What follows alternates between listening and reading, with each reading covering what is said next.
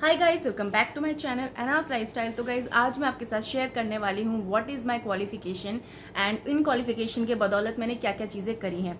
तो पूरी वीडियो में बने रहेगा गाइस, और अगर आपको वीडियो अच्छे लगे तो लाइक शेयर सब्सक्राइब जरूर करिए। और गाइस चलिए कंटिन्यू करते हैं वीडियो को।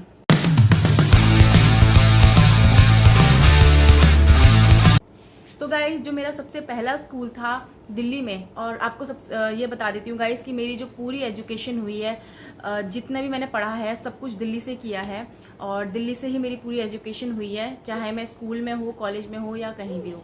तो मैंने हर चीज़ दिल्ली से ही करी है।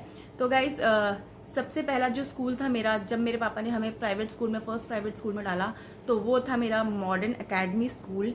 तो वो मेरे लिए बहुत ज़्यादा लकी स्कूल था गाइस, बिकॉज उसके बाद तो हमारी लाइफ ही चेंज हो गई थी। बिकॉज हम लोग जो थे, हमको ना इंग्लिश पढ़नी आती थी ना बोलनी आती थी, क्योंकि हम स्टार्टिंग में जब पहले के टाइम पे पापा लोगों ने पहले सरकारी स्कूल में डाला था, गवर्नमेंट स्कूल में, और उसके बाद पापा ने हमें शिफ्ट किया। छोटे छोटे ही थे गाइस हम लोग। उसके बाद पापा ने जब हमारा मतलब हमने पहला अपना घर खरीदा, आई थिंक 2002 में, जब हमारा पहला अपना घर था दिल्ली में, तो उस टाइम पे पापा ने फिर हमें नए स्कूल में डाला, तो जो हमारा प्राइवेट स्कूल था। तो वहाँ पे मैं सेकंड स्टैंडर्ड में मेरा एडमिशन हुआ गाइज। तो गाइज उस स्कूल में डालने के बाद फिर हम लोगों ने फिर घर शिफ्ट किया। घर शिफ्ट करने के बाद गाइज हम लोगों ने 2008 में अपना घर शिफ्ट किया दूसरी जगह पे। तो फिर हमारे पापा ने दोबारा स्कूल चेंज किया, तो वहाँ पे मैं विद्या भारती स्कूल में मेरा एडमिशन हुआ। देन गाइज विद्या भारती में मेरा एडमिशन हो गया था। तो इस वीडियो में आपके साथ मैं 10th और 12th का ही रिजल्ट बताने वाली हूँ गाइज। अदर रिजल्ट तो आजकल मायने रखते भी नहीं है, सिर्फ 10th और 12th। अब तो 10th का भी रिजल्ट इतना मायने नहीं रखता जितना पहले रखता था। तो मेरे टाइम पे गाइज जब मेरा 10th का रिजल्ट आने वाला था, उसी टाइम पे गाइज बोर्ड चेंज हो गया था। तो उन्होंने CGPA मतलब आ गया था मेरे टाइम पे, CGPA मेरे टाइम पे आ गया था। तो वहाँ पे उस टाइम पे ABCD मतलब ग्रेड्स देकर ही बच्चों को पास करते थे। तो गाइज मेरा जो ग्रेड था मैं आपके साथ बता देती हूँ कि क्या था। 10 मैंने हर चीज़ गाइज बहुत संभाल के रखी है, जैसे कि आप देख सकते हो। ये मैंने अपनी पूरी एक फाइल बना रखी है। उस टाइम पे कुछ ज़्यादा आर्टिस्टिक होती थी मैं, तो आपको एक चीज़ और दिखाती हूँ। जब मैं कुछ ज़्यादा आर्टिस्टिक होती थी तो ये ऐसी ड्राइंगें बनाती थी गाइज मैं अपने। ये मेरे पापा ने मुझे लाके दिया था बोर्ड, तो मैंने इसमें अपनी ड्राइंग बनाई, और मैंने इसमें लिखा है master of drawing and dance, क्योंकि मेरे पास मेरे पास डांस के और ड्राइंग के इतने सारे सर्टिफिकेट्स हैं। मेरे टाइम पे मैं बहुत ज़्यादा पार्टिसिपेट करती थी इन सब चीज़ों में। तो मेरे पास डांस के और सिंगिंग के और ड्राइंग के इतने सर्टिफिकेट है, जिसमें मैंने मतलब कहीं मैं फर्स्ट, कहीं सेकंड, थर्ड ऐसे आती रहती थी। तो ये सब जब मैं दिल्ली जाऊँगी तो वो सर्टिफिकेट भी आपके साथ शेयर करूँगी। तो गाइज़ अभी मैं आपके साथ 10th का रिजल्ट शेयर करती हूँ कि 10th का रिजल्ट मेरा कैसा था। तो गाइज़ ये है मेरा 10th का रिजल्ट। तो गाइज इसमें मेरी जो CGPA आई थी वो थी 7.40।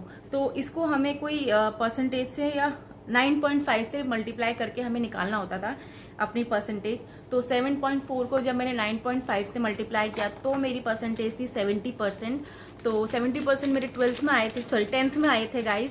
एंड उसके बाद गाइज जो मेरी 12th की परसेंटेज आई थी, 12th की परसेंटेज का सर्टिफिकेट ये है गाइज।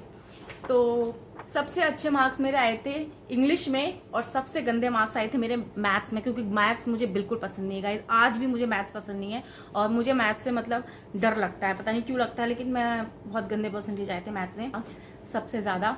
तो इस टाइम पे मेरी परसेंटेज थी 12th में गाइज 73 पॉइंट कुछ थी, मतलब राउंड ऑफ करके 74 था, 73.7 था शायद। तो 74% राउंड ऑफ करके थी, जिसकी बदौलत गाइज मेरा एडमिशन फर्स्ट अटेम्प्ट में ही दिल्ली यूनिवर्सिटी में हो गया था, और दिल्ली यूनिवर्सिटी के विवेकानंद कॉलेज में, क्योंकि मैंने 2 या 3 ही कॉलेज फिल किए थे जो मेरे घर के पास थे। तो मैंने उसमें फिल किया तो मेरा नंबर आ गया, और वहाँ पे मेरा पहले ही मतलब कट ऑफ में नाम आ गया था। तो मैंने करी थी गाइज BCom सेलेक्ट, क्योंकि मुझे BCom ऑनर्स इसलिए सेलेक्ट नहीं करी बिकॉज मुझे मैथ्स से डर लगता था, और उसमें ज़्यादातर मैथ्स ही था। लेकिन बाद में जब मैं BCom में आई तो वहाँ भी मैथ्स ने मेरा पीछा नहीं छोड़ा, और उसमें भी बहुत सारे सब्जेक्ट ऐसे आए जिसमें मैथ्स थी। तो मेरी तो बैंड बज गई थी उन सब्जेक्ट को ही पास करते करते, क्योंकि स्टैटिस्टिक्स था गाइज, बहुत सारे सब्जेक्ट्स थे जिसमें मैथ्स आ रहा था। तो मेरी तो फिर बैंड बज गई।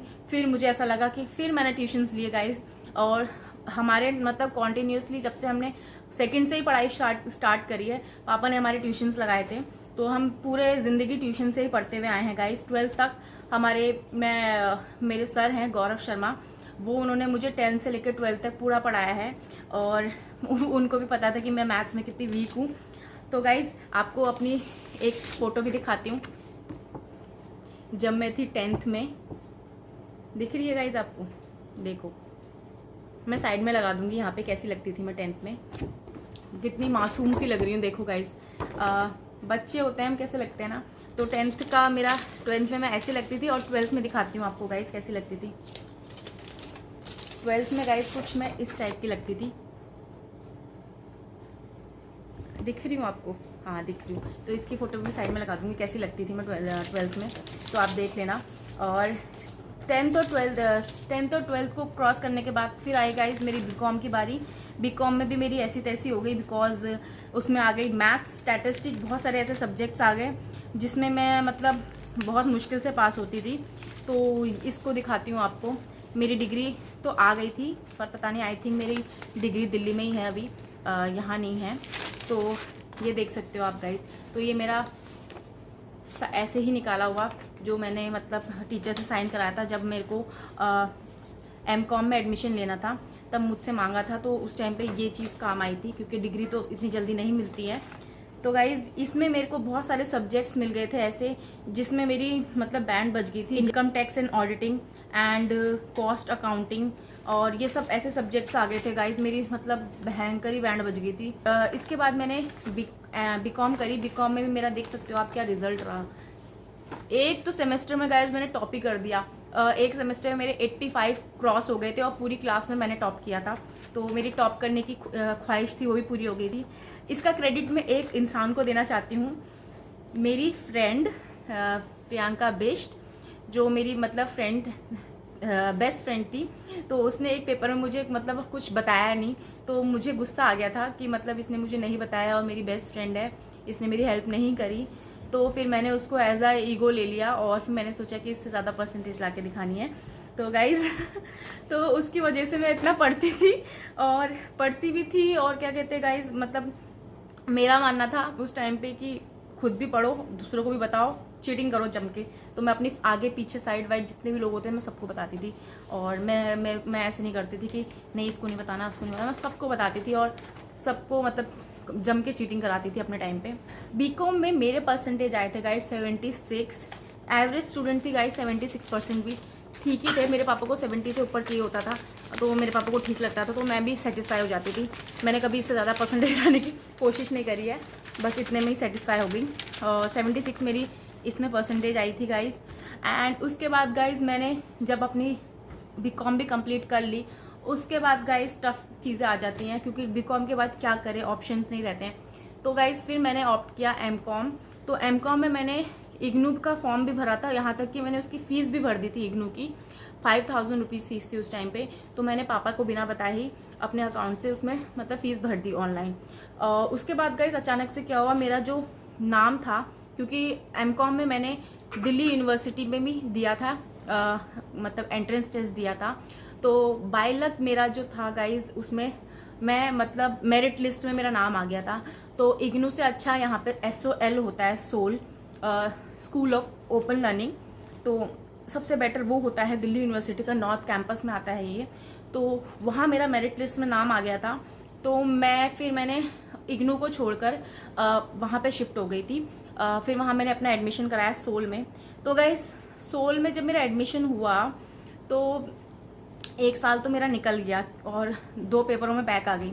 मतलब एमकॉम मेरे लिए इतना ज़्यादा टफ बन गया था कंप्लीट करना गाइस, मैं आपको बता नहीं सकती। लोग 2 साल में एमकॉम कंप्लीट करते हैं, मुझे लग गए थे पूरे 3 साल। मतलब मैंने पूरा कंप्लीट किया। 3 साल कंप्लीट करने के बाद 4 साल बोलते हैं एमकॉम में कंप्लीट करना, बट मैंने 3 साल में एमकॉम कंप्लीट करी। बिकॉज गाइज जब मेरा एमकॉम के पहला सेमेस्टर निकला, उसमें मेरी 4 पेपरों में से 2 में बैक। फिर उसके बाद मेरा सेकंड सेमेस्टर निकला, उसके बाद मेरी फिर 4 पेपरों में 2 में बैक। तो ऐसा करते करते 1 साल मेरा बैक आ गई। तो तो अब फिर अगले साल क्या करना था कि हमें सिर्फ बैक के पेपर देने थे। तो उस टाइम पे मेरी शादी तय हो गई। तो गाइस फिर मैं शादी के मतलब करने के बाद सब वापस आई। फिर मैंने अपने वो 2 बैक के पेपर दिए। फिर अगले साल आई, मतलब हर 6-6 महीने में मैं आके अपने बैक के पेपर दिए। उसके बाद मैंने गाइस फिर सेकेंड ईयर के पेपर दिए। सेकेंड ईयर में मेरा पहला 3rd सेमेस्टर तो पूरा निकल गया एंड 4th सेमेस्टर में फिर मेरे एक पेपर में बैक आ गई। मेरे लिए तो गाइज बाय गॉड 4 साल लग गए मुझे, ऐसा लगता है 3.5 साल में मैंने अपनी जो एमकॉम है वो कंप्लीट करी। तो गाइज एमकॉम जब मैं कर रही थी तो मैंने उसके साथ साथ क्या किया है, तो गाइज एमकॉम करने के साथ साथ मैंने करी है कोचिंग्स में, मैंने पढ़ाया है कोचिंग सेंटर्स में। जो बड़े बड़े कोचिंग सेंटर्स होते हैं वहाँ पे मेरे को बच्चे दिए गए थे। तो मैंने 8th स्टैंडर्ड तक के बच्चों को पूरा पढ़ाया है, बट मैं उन्हें मैथ्स नहीं पढ़ाती थी। मैथ्स जो हेड था वहाँ के वही पढ़ाते थे, बाकी सब्जेक्ट में सारे उनको पढ़ाती थी। और गाइज उसके बाद मैंने गाइज वहाँ पे होम ट्यूशन्स भी दिए बच्चों को, ये सब करती थी। उसके बाद मेरी शादी फिक्स हो गई एंड शादी करके फिर मैं यहाँ शिफ्ट हो गई। तो मैंने वो सब कुछ छोड़ दिया पढ़ाना। मेरे को बच्चों को पढ़ाना बहुत अच्छा लगता था। और गाइज सबसे इम्पोर्टेंट बात, मैंने एमकॉम क्यों किया दिल्ली से, क्योंकि गाइज उस टाइम पे ना एमकॉम में वहाँ पे ये था कि मुझे बीएड करना था। तो वहाँ बीएड करने के लिए आपको एमकॉम की डिग्री चाहिए थी। अब पता नहीं शायद मना कर दिया है ये सब के लिए। उस टाइम पर यही था कि अगर आपको बीएड करना है तो वहाँ पे आपको पहले एमकॉम चाहिए होगा। तो मैंने फिर इसलिए एमकॉम करा उसके बाद। लेकिन जब मैं यहाँ हल्द्वानी शिफ्ट हुई तो यहाँ ऐसा कोई रूल नहीं था, तो इसलिए मैंने वहाँ पे मतलब एमकॉम चूज़ किया, ऑप्ट किया। वरना मैं डायरेक्ट बीएड करना चाहती थी क्योंकि मुझे बच्चों को पढ़ाना बहुत पसंद था उस टाइम पे, इसलिए। तो गाइज़ फिर मैंने मतलब शादी करके जब मैं हल्द्वानी शिफ्ट हो गई उसके बाद गाइज़ मेरे हस्बैंड ने मुझसे बोला कि मतलब 2 साल हो गए थे शादी को। तो उसके बाद मेरे हस्बैंड ने मुझसे बोला कि चलो तुम्हें इलेक्शन में खड़ा करते हैं। तो मैंने गाइज़ ग्राम प्रधान का इलेक्शन लड़ा और सिर्फ 12 वोटों से मैं हारी। और यहाँ पे आपको कुछ फ़ोटोज़ दिखाऊंगी मैं कि जब हम लोग इलेक्शन लड़ रहे थे तो हम लोग कैंपेनिंग कैसे कर रहे थे सब कुछ। तो वीडियोस तो शायद मेरे से डिलीट हो गई थी, बट फेसबुक में है वो वीडियोस मेरे आईडी में। अगर आप देखना चाहते हो तो आपको मैं दे दूँगी लिंक। एंड इंस्टाग्राम पे भी आप मुझे फॉलो कर सकते हैं। तो यहाँ पे नीचे मैं अपना इंस्टाग्राम की आईडी भी दे दूँगी, आप वहाँ जाके भी मुझे फॉलो कर सकते हैं। तो गाइज़ ऐसे मैंने इलेक्शन भी लड़ा और सिर्फ 12 वोटों से मैं हार भी गई। तो ये सब चीज़ें थी गाइस मेरी मतलब क्वालिफिकेशन के साथ साथ कि मैंने कहाँ से क्या शुरुआत करी और क्या क्या चीज़ें करी। बट गाइस ये सब चीज़ें करने में ना मैंने कोई प्रेशर नहीं लिया। सबसे इम्पॉर्टेंट बात, मैं कोई चीज़ का प्रेशर नहीं लेती थी। मुझे जो आता था मैं वो करती थी। और ऐसा नहीं है कि जो मुझे नहीं आएगा मैं उसको ज़बरदस्ती करूँगी या करने की कोशिश करूँगी, या जो लोग दूसरे लोग कर रहे हैं या उनके पीछे भाग भाग के मैं दूसरी चीज़ करूँगी। मैं कभी ऐसा नहीं करती थी गाइज़। एंड गाइज़ मैंने बहुत सारी, जब मैं दिल्ली में थी, जब मैं बीकॉम कर रही थी, तो तब बीकॉम के साथ साथ मैंने दिल्ली से ही कोचिंग भी ली महिंद्रा से। बहुत कम से कम 1 साल मैंने वहाँ से कोचिंग भी करी है एसएससी की। एंड यहाँ आने के बाद हल्द्वानी आने के बाद मैंने यहाँ से 8 मंथ की पीसीएस की कोचिंग, 8 महीने तक मैंने पीसीएस की कोचिंग भी करी। बिकॉज उस टाइम पे फिर मैं प्रेग्नेंट हो गई, तो प्रेगनेंसी में ऐसा हम बाहर ज़्यादा नहीं जा सकते थे, तो फिर मैंने कोचिंग छोड़ दी वहीं पे। और अभी मैं हाउसवाइफ हूँ और अभी मेरी 2 साल की बच्ची है, तो मुझे उसको देखना पड़ता है क्योंकि मुझे पूरा टाइम मैं उसी के पीछे लग जाती हूँ। तो आजकल मैं यही काम कर रही हूँ, साथ ही साथ मैं वीडियोस भी बनाती हूँ, जैसे कि आप देख सकते हो। तो प्लीज़ गाइज़, आपको मेरा वीडियो अच्छे लगते हैं तो प्लीज़ सब्सक्राइब करिए, क्योंकि ऐसे रैंडम वीडियोस मैं बहुत लेके आती हूँ अपने चैनल्स पे, जो ब्यूटी से रिलेटेड हो या एजुकेशन से या किसी चीज़ से भी, या व्लॉगिंग से। मैं हर चीज़ का वीडियो आपके साथ शेयर करती हूँ। तो अगर आपको मेरी वीडियो पसंद आते हैं तो प्लीज़ सब्सक्राइब करिए मेरे चैनल को, लाइक करिए मेरे वीडियोज़ को। एंड मिलती हूँ गाइज़ नए वीडियो के साथ, तब तक के लिए bye guys, take care and see you.